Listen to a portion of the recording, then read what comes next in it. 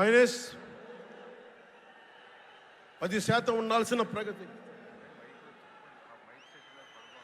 దయచేసి మీరు అందరూ మైక్ సెట్ మీద పడకుండా దూరంగా వెళ్ళండి. అందరూ దయచేసి మీ ఉత్సాహం దేశం రాష్ట్రం వైపు చూపించండి, దేశం వైపు చూపించండి. మైక్ సెట్ మీద పడితే మనకి మాట్లాడటానికి ప్రధానమంత్రి గారు విలువైన మెసేజ్ ఇస్తారు. దానికోసం మైక్ మీద పడకుండా, కన్సోల్ మీద పడకుండా దయచేసి అందరూ అక్కడున్న యువకులు అందరూ దయచేసి ఒత్తిడి చేయకుండా వెనక్కి వెళ్ళండి. ఆంధ్రప్రదేశ్ నెగిటివ్ గ్రోత్ పోతా ఉంది.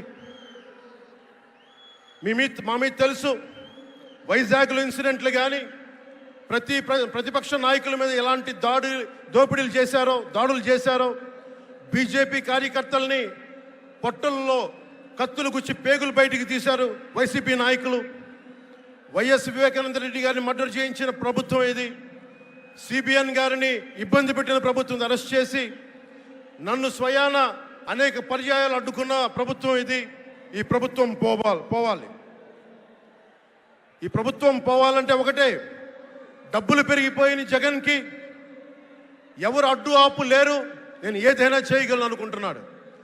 రావణాసురుడు కూడా ఒకటే అనుకున్నాడు, నా చుట్టూ బంగారంతో కట్టిన లంక ఉంది, వజ్రాలతో వైడూర్యాలతో ఉన్న పుష్పక విమానం ఉంది, ధీరులు సూరులు మంది మార్బలం ఉన్నారు అనుకున్నాడు. నన్నేం చేయగలడు అనుకున్నాడు.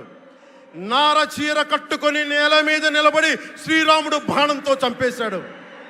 రాష్ట్రాన్ని రావణ కాష్టం చేసిన అయోధ్యకే రాముణ్ణి తీసుకొచ్చిన శ్రీ మోదీ గారు ఇక్కడ ఉంటే, రాష్ట్రాన్ని రావణ కాష్టం చేసిన చిటికిని వేలంత రావణాసురుణ్ణి తీసేయడం అంత కష్టమా? నేను తాడేపల్లిగూడెం సభలోనే చెప్పాను, ఇక్కడ నుండి నేను దేవదత్తం పూరిస్తున్నానని. అర్జునుడు పూరించిన శంఖం దేవదత్తం అంటే, నేను దేవదత్తం అన్నాను కానీ పాంచజన్యం అనలేదు. అది పూరించాల్సింది ద్వారకలో ఉన్న శ్రీకృష్ణుడే.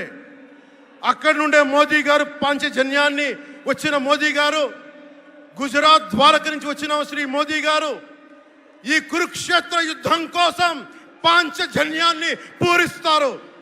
ఇక్కడ జరగబోయే ఎన్నికల కురుక్షేత్రం, ఈ యుద్ధం ఫలితం ధర్మందే విజయం, పొత్తుదే గెలుపు, కూటమిదే పీఠం. ధర్మందే విజయం, పొత్తుదే గెలుపు, కూటమిదే పీఠం. జై హింద్.